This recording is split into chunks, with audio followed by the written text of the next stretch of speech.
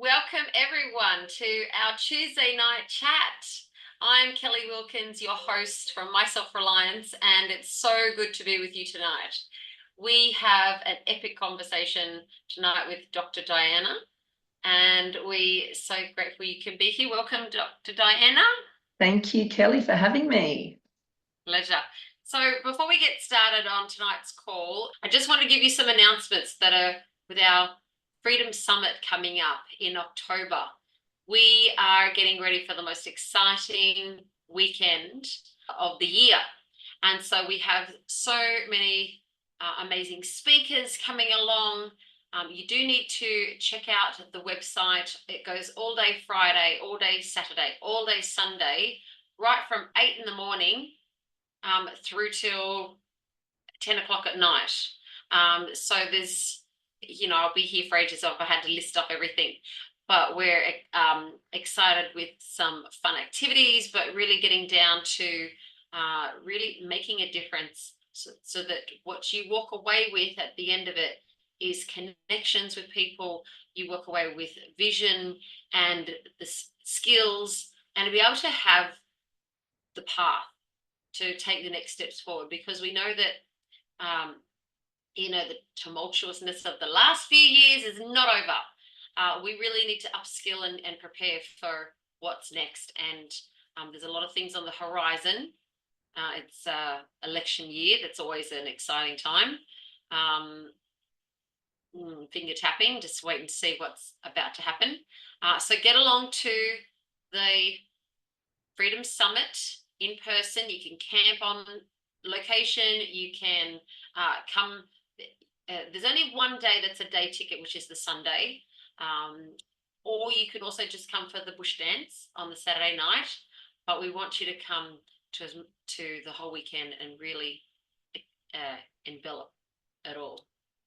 So go to myselfreliance.com.au for all the schedule and ticketing information there. And want to give a shout out to our sponsor, Greg Evans from ASEA, who's with us in the room tonight. Thanks, Greg.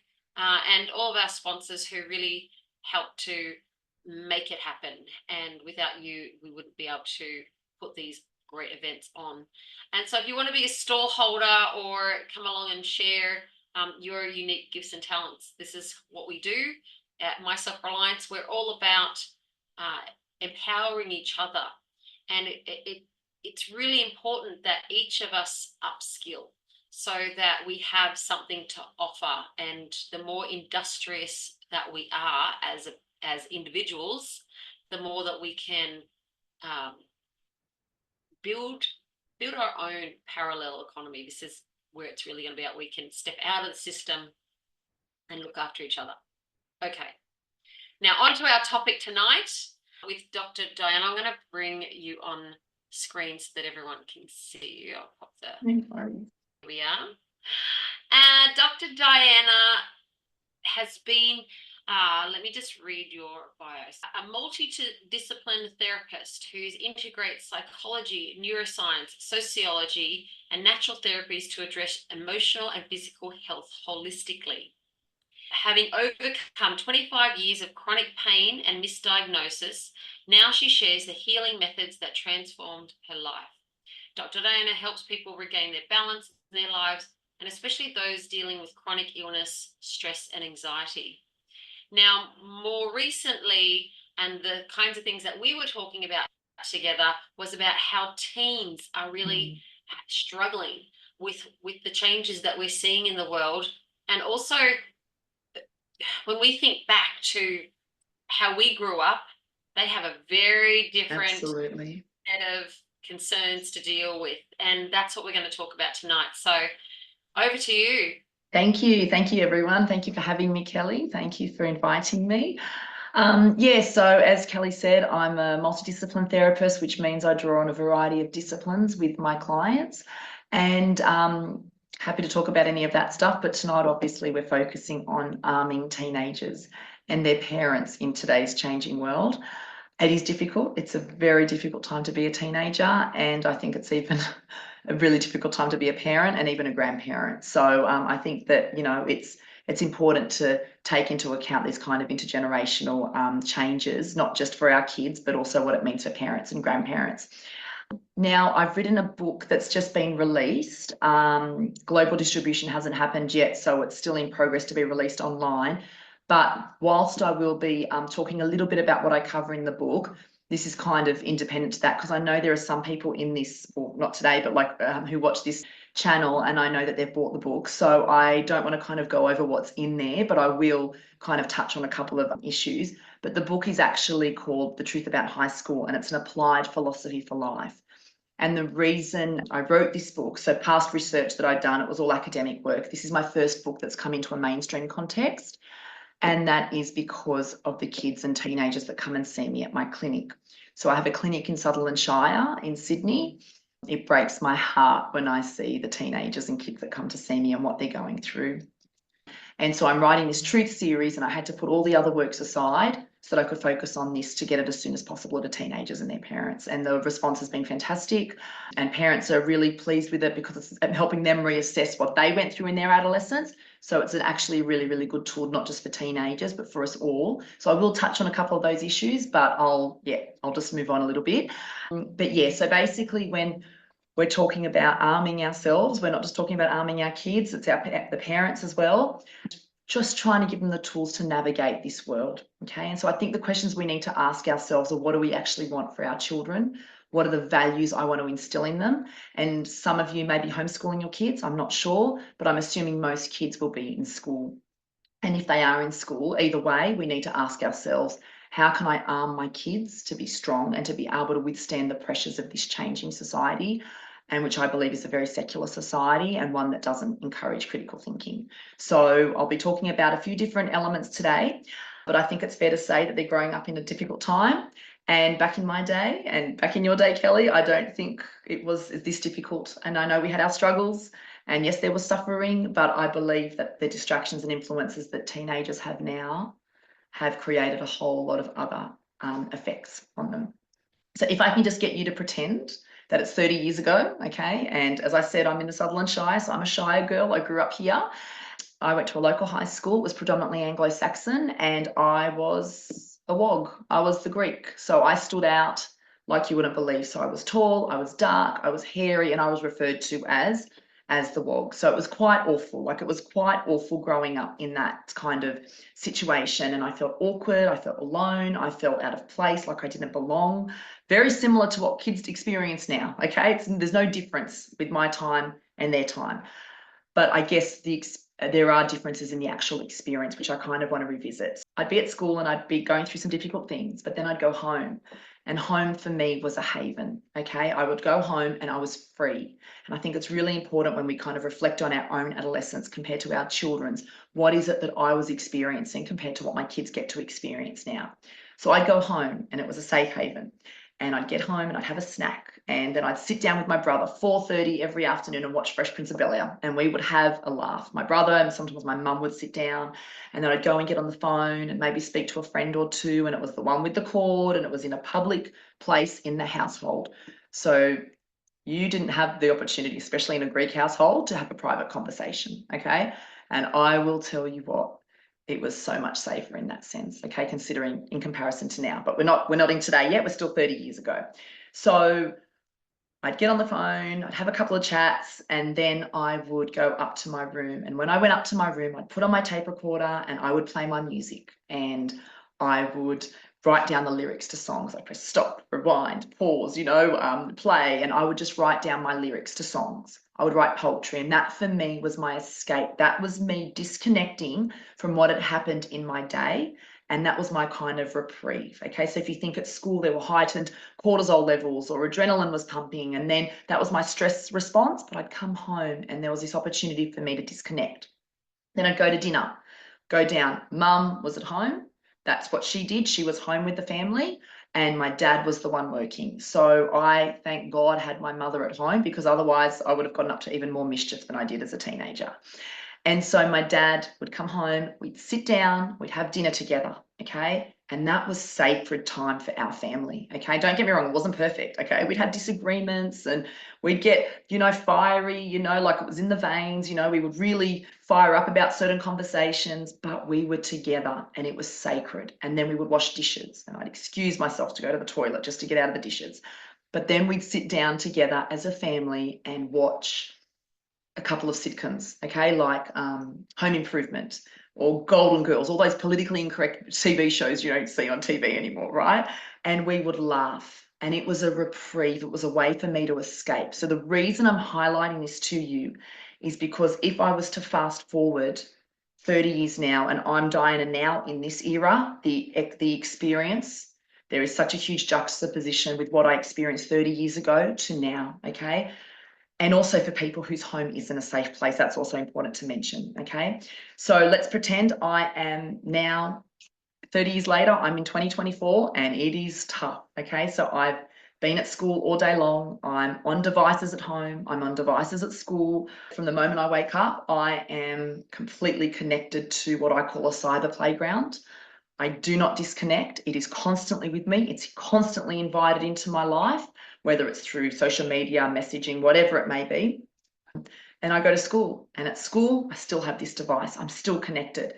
And then at school, if I don't agree with someone's point of view and I try to stand up for my belief, then I'm ostracized or alienated, like what it was like back then, but worse now because it becomes public, it becomes circulated, and it's brutal. Okay, so it's a completely different way of living now, okay? Even though maybe the issues are the same, it's the way they're manifesting in a social way that actually causes a lot of issues.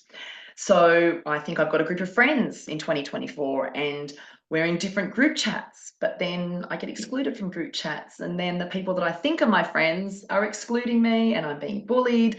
And there's also, anyway, there's so many different components to this that I could be telling you, okay? Anyway, so school's been really unpleasant and I go home, okay? Except Diana in this era doesn't have that haven. She doesn't have that place to kind of disconnect and access her relaxation response, okay? So the cortisol's high, the adrenaline's pumping, and I come home in that stress response and that stress response doesn't change. I don't have an opportunity to access my parasympathetic nervous system. There's no opportunity for me to relax because the cyber playground has bled into the home now, okay? So there's no way for me to disconnect what is going on in the home, okay? Like disconnect from what's going on in the school, okay? The playground has literally been invited into the home with me. There's no Fresh Prince of Bel-Air. There's no detaching and me going up and writing my lyrics because I'm on my phone and my device, and then there's issues with group chat. So this is just this vicious cycle. And I think about getting on a group chat and meeting someone, a stranger, and that stranger seems to know me better than the people in the other room, whichever family may be home, okay? And let's be honest, the family that's home, I don't know because the traditional nuclear family has changed. So mum might not be home, dad might not be home, mum's got to work, she's got to pay bills as well, and actually maybe there is no mum and dad. So it's really, really different. And I've entered this totally different world and it's really difficult to see where my home life ends and my public and my phone life begins, okay? So it's a completely different way of existing. And then I think about having dinner with my family, if I did have a family to sit down with.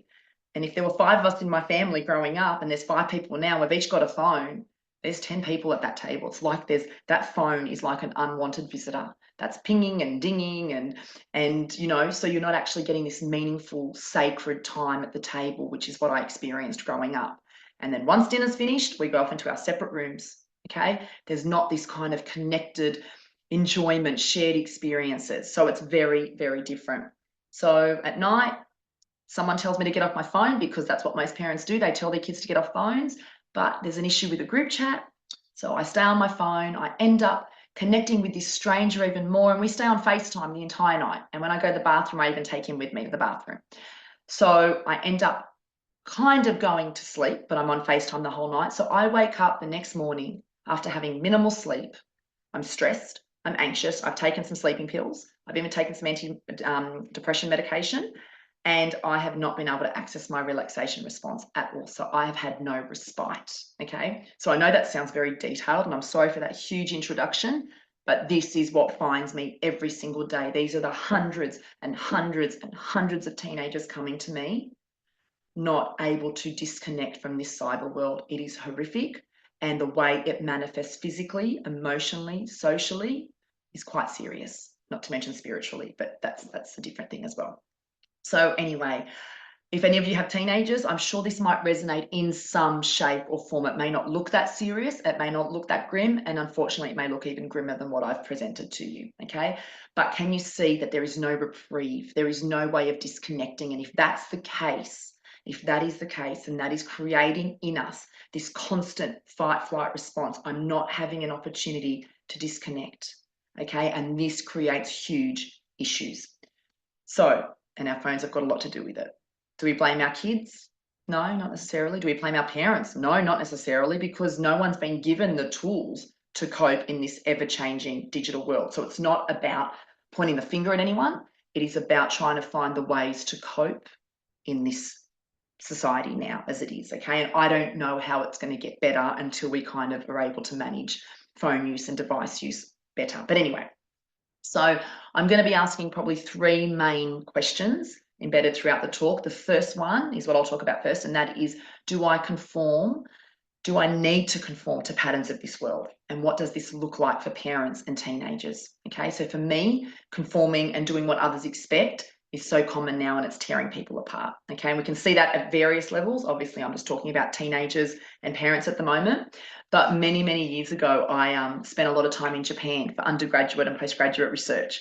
And I was always amazed by this concept called Shudan Ishiki, which is in English like group awareness or group consciousness or group centeredness, group awareness. And individuality was not really encouraged, okay? And priority was always given to what was best for the group. And back then, I really could see how these social constructs and situation domains were different to Australia. I really could. But I don't think that much anymore. I don't think so anymore. Like, to me, I can really draw comparisons on that Shudan Ishiki and how it's manifest, like that group consciousness and how that's manifest in Australian society now, particularly over the last few years. COVID had a lot to do with it, but even prior to COVID, it was becoming so difficult to have an opinion or go against the general narrative or ideologies emerging more and more. And a couple of examples I just want to discuss related to teenagers and us parenting our teens. So firstly, device use in schools. This was always a huge, huge issue for me, and was one of the main reasons we pulled our kids out of school and began homeschooling a number of years ago. I was really uncomfortable with the freedoms kids were having to access devices. It was a huge issue for me, and the content of what could be accessed was so alarming for me. And I tried to make a difference. I really did, but I was considered anti-technology, amongst other things. And instead of people recognizing the long-term emotional, mental, physical consequences for our kids. So it was really difficult to go against the patterns of the world in the context of device use at school. And then when we think about mobile phones and social media, what a dilemma. What a dilemma. This is just huge for all families. Kids are given access to devices and TikTok and Snapchat and Instagram at such a young age.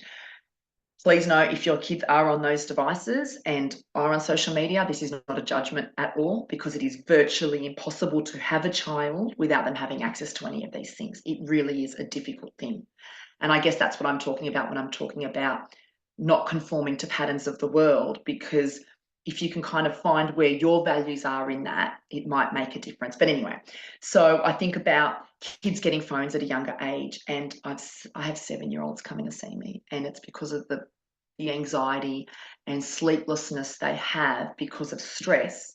But often we're actually able to go back, and the mum doesn't even realize that she's brought her child to me for stress and anxiety.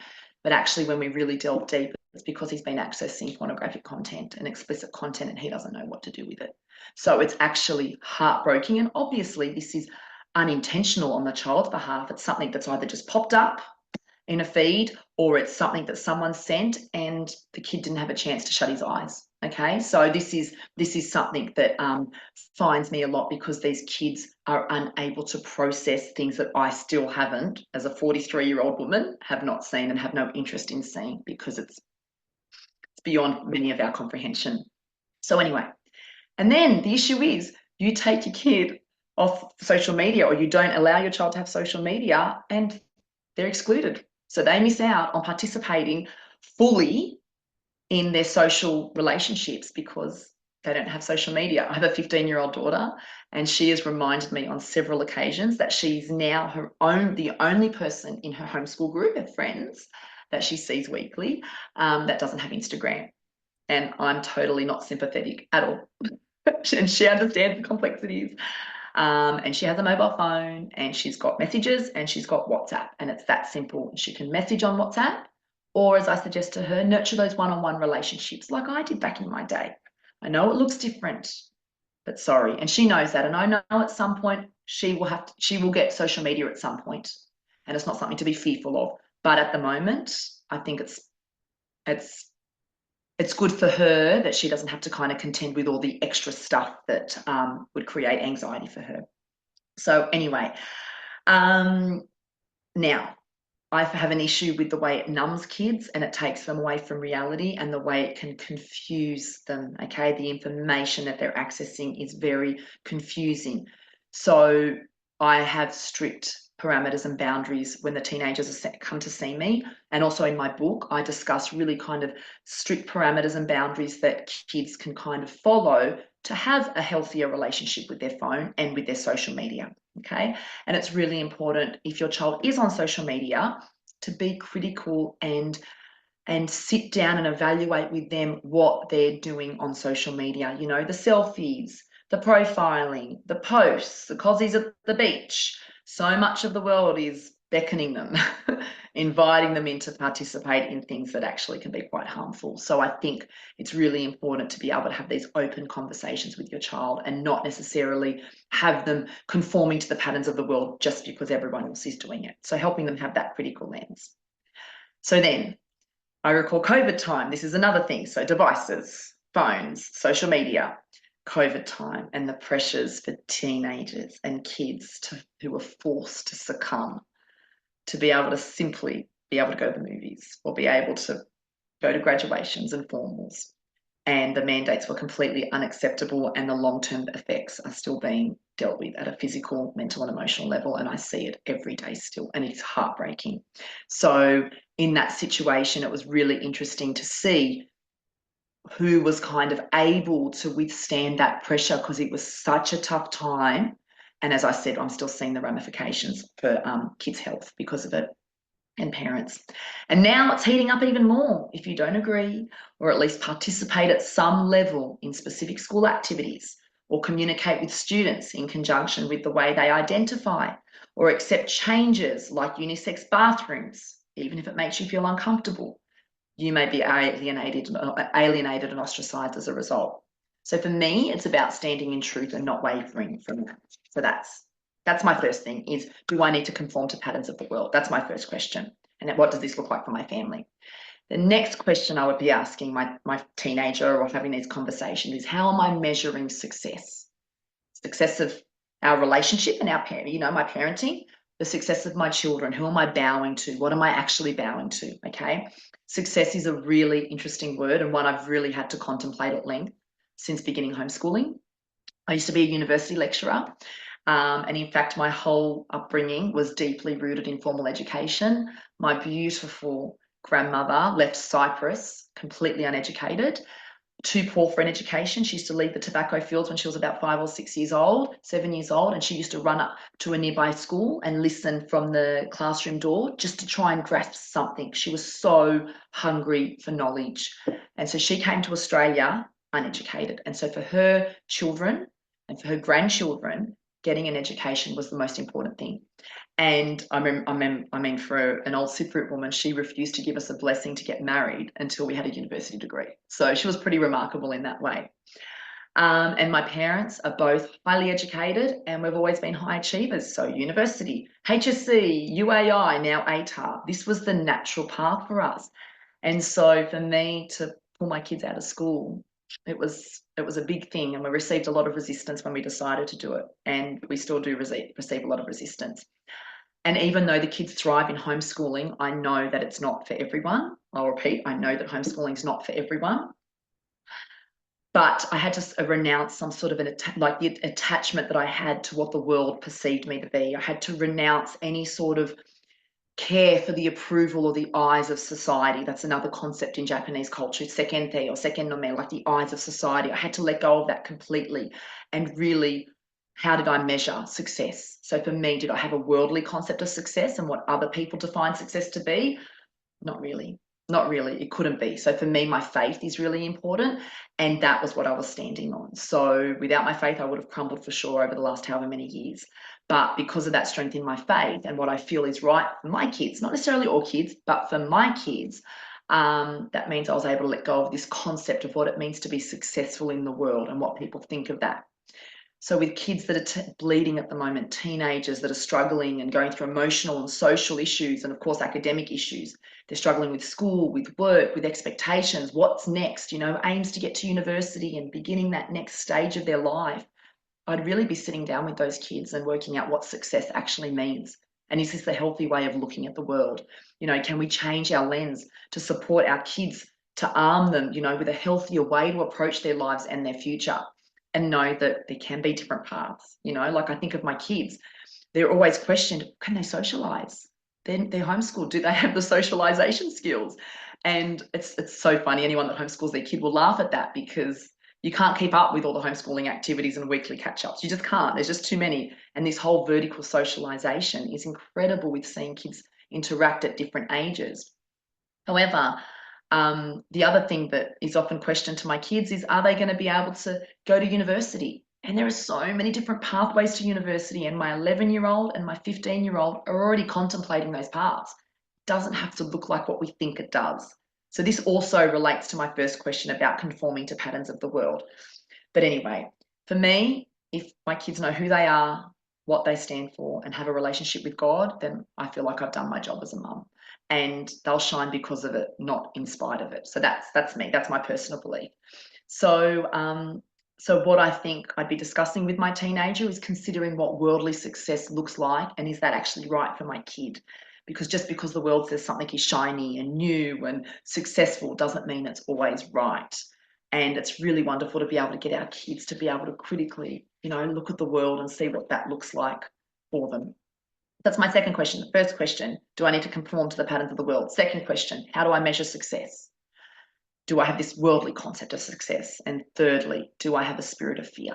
Okay. Am I bringing my kids up from a place of fear or from faith? And your faith may look different to mine. It doesn't have to look the same as mine. Okay. But it doesn't mean you don't have strong values instilled in your home and in your family.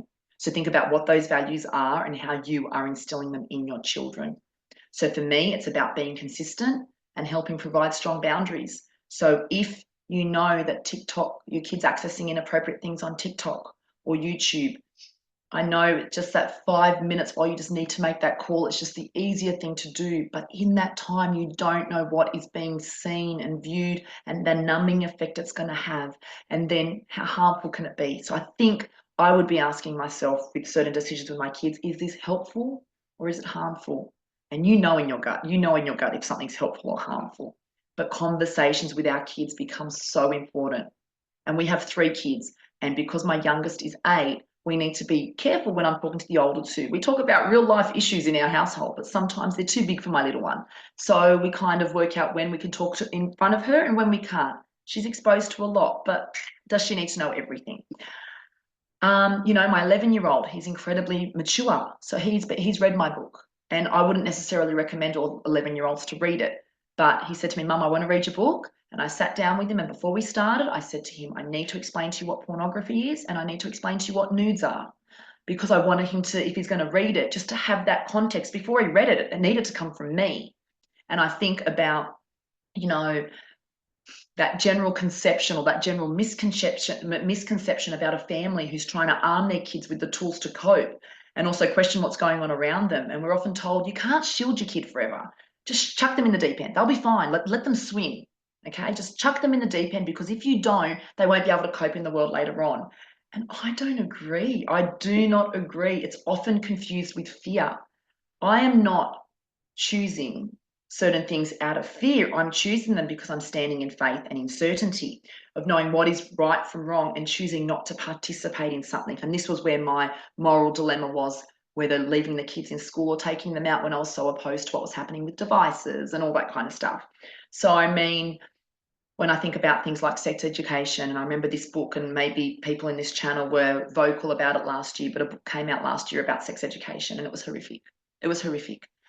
And the audience that it was targeted towards, and the images and the instructions on receiving sexual pleasure and experimenting was truly, truly inappropriate for young kids, and I suggest teenagers as well. But anyway, and I see the way teenagers come to me who are already so confused because of what they have access to and what they're doing on the weekend. Kelly, they're doing different things to what we were doing on the weekend, okay, at parties, and they're and the ways in which they're kind of crossing over and experimenting, not just with the opposite sex, but, you know, transgendering and misgendering and all these kind of confusion that are happening, and the experimenting that's happening. And when you've got third parties going into schools and talking about things, and it's not coming from the home, I've got no issue talking to my kids about sex, no issue whatsoever.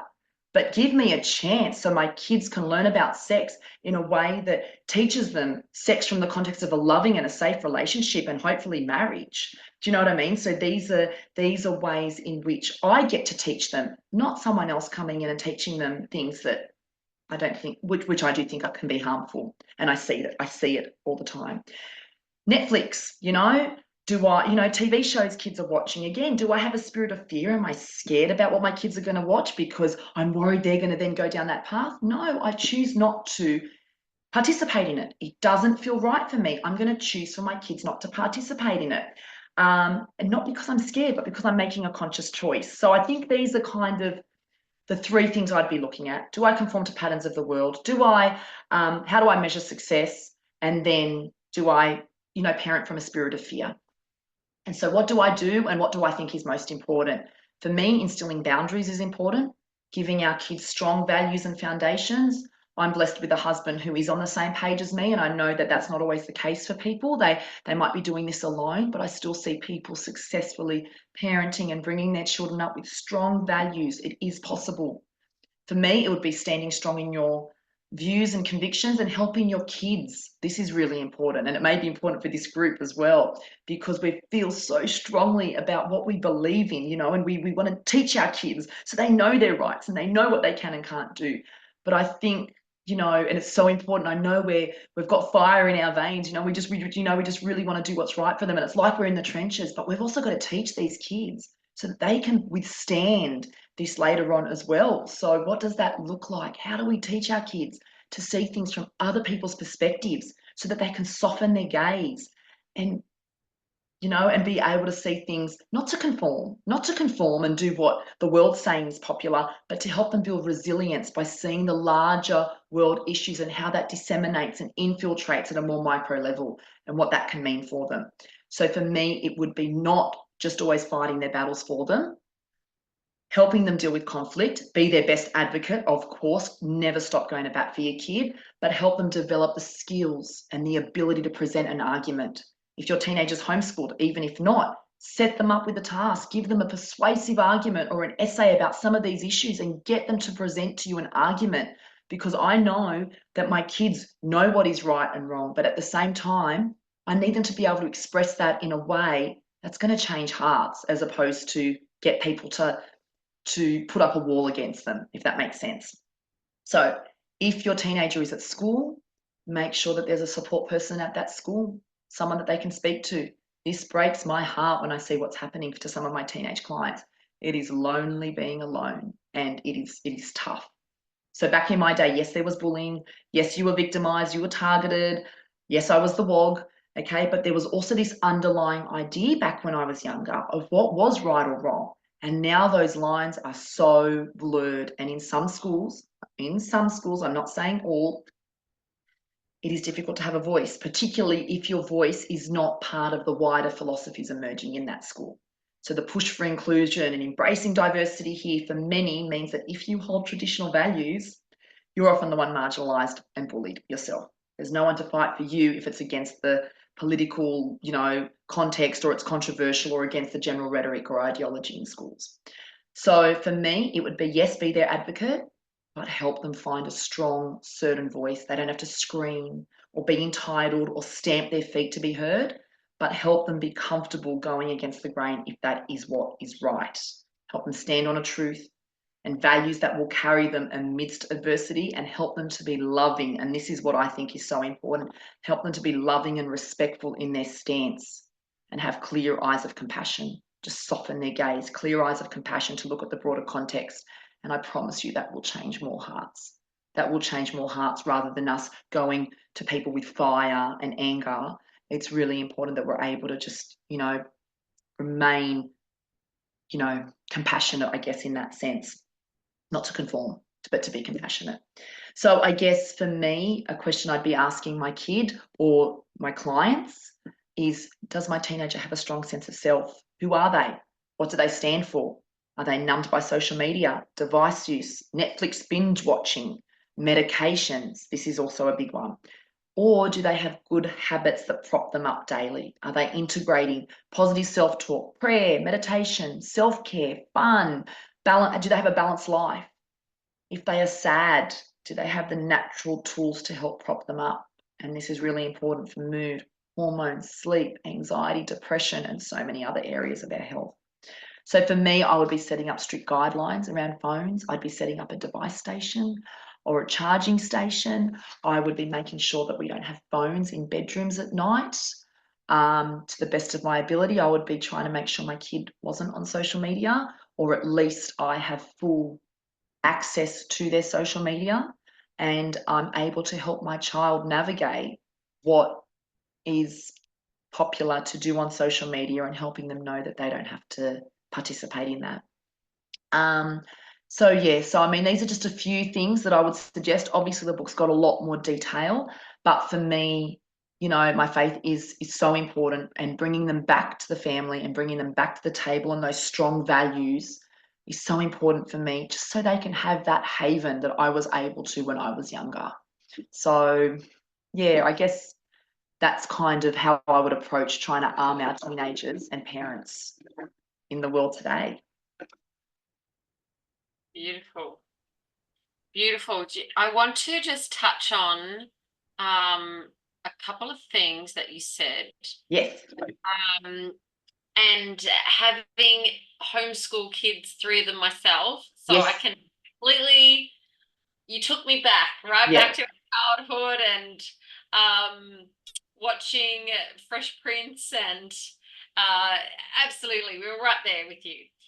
So I also resonated with you when you said that you come from a family of education as your background, right? So being able to make that first decision and go, you know what, I'm not going to travel down that traditional education route, and I'm going to actually do it my way. Wow, that takes so much courage. It was one of the toughest decisions. It was one of the toughest decisions we had to make. Amazing, because I often find myself going back to that space, like doing things that I am familiar with as a teacher and going, no, we're this is not school, this is homeschool. So absolutely. Thank you for that. I love what you said about having that big perspective, teaching your kids like, where is this coming from? Understanding when you're getting this I want to say resistance, but it's really pressure. Like the big picture around things, and I know that you have a beautiful faith in God, as do I, and I think that's such a grounding thing, that when you can look at it and go, I know what God wants for me, and I know that there's an opposition who doesn't want that, and that never gets talked about. Like, anyone that reads the Bible will know that God is in the Bible, but Satan took himself out. He's very, very clever at rewriting that Bible so that he wasn't in there. And so, I don't usually talk about this on my channel, but I think it's really important to know where those pressures are coming from, and it's really interrupting the family, and it's really interrupting the one. You know, when people lose their identity of it was the attack on the family and now the attack on the individual, and you're, you know, the very core, you could never imagine 30 years ago that kids could be confused if you're a boy or a girl. I know it's truly a difficult. It's so difficult. It is. It is so difficult. I mean, I think we can go back to feminist movements and all these kind of things that emerged. But as I said earlier, my mum was home. My mum didn't stop. My mum was there picking us up every day, dropping us off at school every day, cooking dinner, working her butt off for her family. That's what she did. And then later on, she worked. Once my youngest sibling started school, she was, teaching at TAFE and doing all these amazing things. But hang on a second, her ministry was first and foremost to her family. And, and I just see the fruits of that. I see the fruits of that. And, I'll tell you what, just moving women away from their children has been a huge thing. And I have women coming to me, and I recently got interviewed by a newspaper, and they were asking me about women and what was it? What did they call it? Burnout, women and burnout. And I just thought, it's true. There is just so much, but it's virtually impossible. You've got all these different hats on. How do you do it? How do you juggle? And it felt simpler back then. And I'm not saying it doesn't have to be simple now, but we need to be critical about all these other pressures around us. And also, do we have sorry, I'm going to say it, do we have a strong man in our life? Like, do we have a father figure or someone who is standing strong and has got us? Because you know what, like, I am a woman and I am totally okay with being strong and standing in my faith and my truth, but gee, it's amazing to have someone strong to lean into. I don't care what anyone says. For me to be able to have my husband to lean into, sorry, I'm just seeing an arm go up from someone in this group. But anyway, yeah, like for me, it's really, truly so amazing for me to know that I have that to lean into, and to be told that no, you're a woman, you can do it all. You don't need a man. You don't need a man. That's fine. If you don't have a man and you don't have someone to lean into, okay, that's fine. That's different. But if you've got him there and he's willing to homeschool your children with you, praise God, like, because he's able to teach to his strengths. I'm able to teach to my strengths, and we're able to still do what we're doing, and I'm able to still do the work I do to serve God. And it's just, anyway, so I could go on about this for a very long time, but anyway, yeah. So it is a problem. It is a problem for teenagers. It is a problem, as I said to you, the teenagers that find me, their identity is, and I do have a section of it in my book as well, about reappropriating the body in a time of gender confusion, because it is a really difficult time, and kids are just being fed with so much information, like that sex education book that I told you about. There's just, or a third party coming into a school and telling the kids, just go experiment, just go and see what you want to do for your pleasure. Really? But within the, anyway, sorry. Yeah.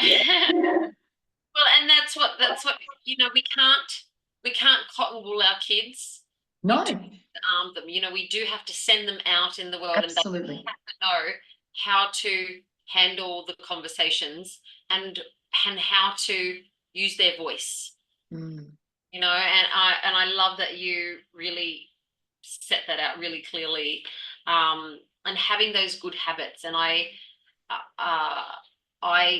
teach this in one of my programs is, you can't pass on something that you don't have yourself. So if the first thing you do, if you wake up in the morning, you reach for your phone and you're on social media yourself, how are you going to teach kids that that's not going to work for them? So, and also getting to bed at a decent time so that you've got enough sleep, and not trying to burn the candle at both ends. But sorry, Kelly, just on that though, it is so difficult for parents as well. And most people have work or family commitments. So that phone is the way in which they communicate at so many different levels. There are so many different modes of communication. So it's difficult. It is difficult because we are victims of that same, let's call it the social dilemma that it is. We are all victims of it. So like I had my phone next to me, I turned it off because I was getting that many messages, and my phone, my messages and calls. And it's just, it's hard. It is really hard.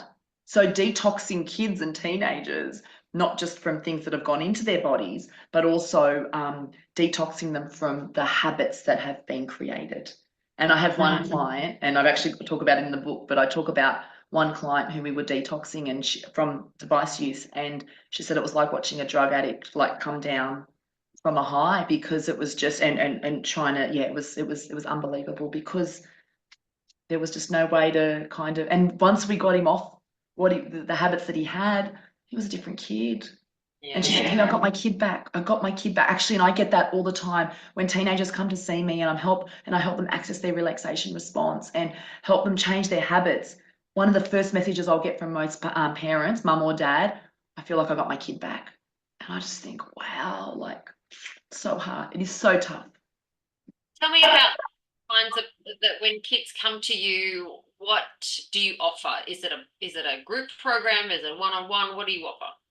I can do group, but a lot of the time it's one-on-one. I mean, I'm being asked to go and do talks about the book, which will obviously be to parents or teenagers or teachers, whoever it is. But I love my one-on-ones with my clients. I get to, like, I had a little 7-year-old yesterday, and I just think about what emerged in that session, and her mum would be totally okay me talking about this right now, but it was so, like, I want to cry when I think about just seeing that transformation in her, and just being able to do that one-on-one. And then, I use specific essential oils, like I do little applications on the kids and teenagers and adults. And with her, I was using specific oils in massage, and I was talking to her about, she has faith, so I was talking to her about God. I was talking to her actually very similar to what you were just talking about before. And it was just amazing, the difference, this shift in this kid. Firstly, we'd helped her access her relaxation response. Secondly, she left with tools to now go into the world in a really difficult family situation that she's in, and she's now being able to go out into the world with tools and techniques and such. Yeah, it's wonderful. So depending on who the person is, whether they come with a physical issue or an emotional issue, I kind of target what I'm doing and cater it for what they need. I love it. It's really marvelous, because I will share with you, I was struggling with one of my kiddies. And for a long, long time, I'm thinking there's got to be somebody that I could send her to, that could help her with some of the things that she's struggling with. And every time I wanted to, kind of go down the traditional path, I felt like that's not the path. That's not the way to go, because what happens with general psychology out there that most people want to go to, and you can go to your doctor and you can get 10 sessions and you can go, they actually make things worse. It's hard, isn't it? It's really diagnosis. difficult.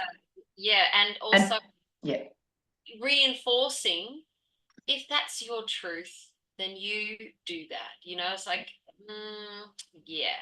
It is difficult. I mean, I think about, there are some brilliant practitioners out there, and I guess I just think about my mum. Like, I'm so grateful for my mum, because I struggled growing up, and she found different practitioners to try and help me. And I remember seeing a psychologist who was he was a great man, because I had issues sleeping. He did some some tapes of his voice, like getting me to do deep breathing. My dad used to come into my room and just sit there and try and get me to do deep breathing. My mum would come and talk to me, and that was great. So there is definitely a place, I guess. When I have someone that comes to see me and they say to me, Dinah, why has this helped me more than that other person? I'll say to them, because what I'm doing is I'm not working at getting you to cognitively change your thoughts. Okay, what I'm doing is, it's a concept in Japanese called anshinkan. Okay, so a lot of the work I did when I did my PhD and whatever was about the body, and this concept of the body, and that it's more than that which is contained within the skin. So it's actually really fascinating, the theories I developed in my PhD.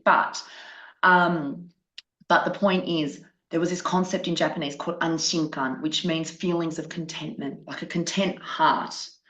And that's what I do with people, is I help them access that relaxation response talk them through what's going on, look at intergenerational hurts, look at what the reasons are for them having gotten to the point that they're at, look at what's gone into their body, look at what's gone, you know, on their body, you know, like let's look at chemicals, let's look at synthetics, let's look at what's going on in what's going into our mind and what's going in, you know, like the thoughts and all these kind of things. So I help change the thought patterns, but only because they're in a relaxed state. And that's why I was emphasizing in the talk about being able to get the body out of fight flight, because once we access our parasympathetic nervous system, the most amazing healing can take place. And that can be for radical remission survivors, you know, from cancer or, you know, chronic illness and disease. Once you have accessed your parasympathetic nervous system, beautiful things can happen. So I think there is a place. And so sometimes I say to some of my clients, now go to that therapist, or, you know, or go together. So they come to me for that relaxation and they go for the CBT therapy or whatever it may be doing, what they're doing. But I had a woman the other day who came to me who's got a lot of past trauma, and she came to me after going for a, and again, she won't mind me saying this, but went for a psychotherapy session. And that's, and what that brought up for her, she ended up coming to me with huge cortisol level, high cortisol levels and huge hormonal changes in her body that I've never seen her like that before. So I did a hormonal application on her with all the different oils, and we did some, you know, I did some things that I do in my treatments with people. And she messaged me the next day and she goes, oh my gosh, everything's changed. I'm sleeping now. All the physical issues she was having hormonally had just changed. And so now she's going to keep going to the psychotherapist, but she's got these other tools to prop her up. So it's, to me, it can be integrative. I love that. Yeah, very amazing. So how do people find you? And Great then question. How do people find me? I have a website. Sorry. Connect with you. What's the step that steps that you take to decide how they're going to work with you? People either email me or call me. They get my, usually it's just because I'm not on social media. I've got a closed group for my clients where I post videos and educational things. But that's obviously something that I know each of them intimately, and I know that what I'm posting won't be misrepresented or anything like that. And I do a lot of free training and classes for my clients. But yeah, people maybe check my website or have my number, or they can email me. And yeah. And for those listening, let's we'll put your Yes, it's just Dr. So Dr. Diana, so drdiana.com.au. It's very simple. So Dr. Diana, DIANA, drdiana.com.au. Too easy. And as I said, the book's not ready yet for global distribution. It's supposed to be out, but at the moment I've just got all my copies at my clinic. Yeah, that's it, drdiana.com.au. And sorry? Email address? Let me think. Diana at, so DIANA at drdiana.com.au. Keeps it easy. Beautiful. So that's where you can reach out. And I know that, you know, that's it's a real concern, you know, and it's a real blessing to know where parents can go to if they have those concerns for their kids. And I love everything that you touched on, and those 3 questions to come from, and those tools that we can do, keeping the devices out of bedrooms, so important. For access, and setting that up early. Like, you know, there's a point where if kids get past it and now you say, look, I need to have full access to your accounts, yeah, the pushback is going to be not pretty. Yeah, that's right. If they're set up from a very young age, it's going to be a normal thing and not intrusive. It's like they're accepting of that. It's set up from the beginning. Those values and that system set up from the beginning. Absolutely. And look, most kids are going to be okay. They're going to reach their early adulthood and they're going to be fine. Most of them will be fine, and they're just going to be good people, really. But it's how much of that anguish do they have to experience growing up? Does it have to be this hard? Does it have to be that difficult? And also the the experiences and the experimenting that's going on is causing a lot of issues for a lot of kids. And the more medications they're taking, the more choices they're making and interventions that are having, and everyone's wanting to be medicalized and pathologized and all these kind of things. So the more that's happening, the more I worry about being able to make a comeback. Because this is the generation that doesn't know the difference, right? Absolutely. Device is like, yeah. We remember the cord. We remember the long cord with the phone. We remember that. We remember what it was like to have a brick and you could only message, you know, someone that was on the same network, and you only had like not even 100, what are they called, characters to send a message. We remember what that was like. Now it's that instant gratification. It's the quick fix, and it's so difficult for these kids to be satiated by it. Like it's really difficult. And the most difficult thing is once you have that technology, I don't care if it's a washing machine, try and take that away. No. Like, Yep, you know, live without that. Once it's you true. have. Absolutely. And that's what I was saying about that example when I was talking about, imagine it was me now in 2024. These kids that come to see me, they're asleep with their phones in their hands. We don't know the long-term effect of radiation. Let's be honest. Like we really, you know, we can say, oh, it's all fine. Really? Like we do not know what it's going to be like for a child. Or, you know, I was at a wedding the other day, and one of the girls had her phone right down here. And I'm thinking that was on her breast the whole evening. Yeah, no. We don't know. We just don't know. And anyway, so there's so many different elements to what we don't know. But what we do know is that we know what it was like to have that kind of wholesome, that kind of sacred space. And can we give that to our kids?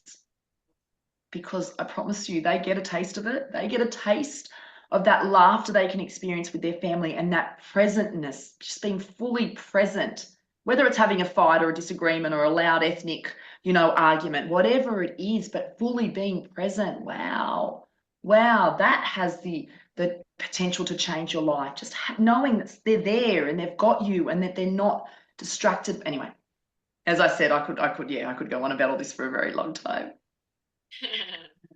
No, we really get it. We really appreciate it. It's as you said, it's a challenge for adults, let alone our kids. So, you know, thank you so much for coming on tonight. My pleasure. I hope it helps. I just hope whoever hears it, it's been able to help them in some shape or form. Is your book printed? Yes. Can you hold it up for us? Oh, beautiful. Yeah, look at that. I don't know if it's mirror image. I don't know if it's coming up saying the truth about high school. It's so pretty. I'm really happy with it. And I deliberately had on the image, on the cover, no school uniform, because I thought it's kind of like these kids on the brink of excitement and you know, and going into the world that's not necessarily, you know, uniformed, and also it touches for homeschool kids as well. So, and I've got different like reflection activities in there. Anyway, look, part of it's controversial, but you know what? If it reaches the people it reaches, you know, maybe it can, you know, make a difference for them. And I'm glad, like the feedback I'm getting, I'm really happy with it. The teenagers, you know, I got a message the other day from a teenager saying, I've just been crying. It's like you read my thoughts. And I went, oh, that's so cute. So nice. So nice. Well, thanks for everyone for joining us tonight. Thank you for your comments. They've been really encouraging. Now, as it is the next 2 Tuesdays we run into actually school holidays. We will be back with our guest speakers. So tune in for next Tuesday. We do have an awesome guest speaker and for you. I don't know if you've heard of the guy with the hat, Tim. He is another truth seeker. Join us next Tuesday, everyone. If you haven't got your tickets already to the summit, please do jump on and do that. We only have a week and a half left, and our ticket box closes on the 4th of October. So jump in and do that. All right. See you all again soon. Thank you. Bye. Thanks, Dr. Diana. Bye.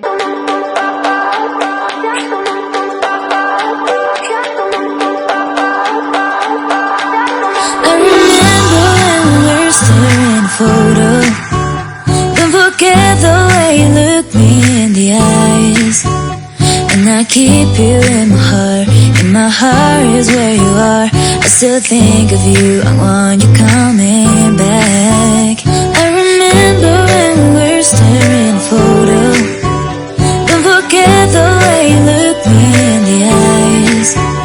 And I keep you in my heart is where you are. I still think of you, I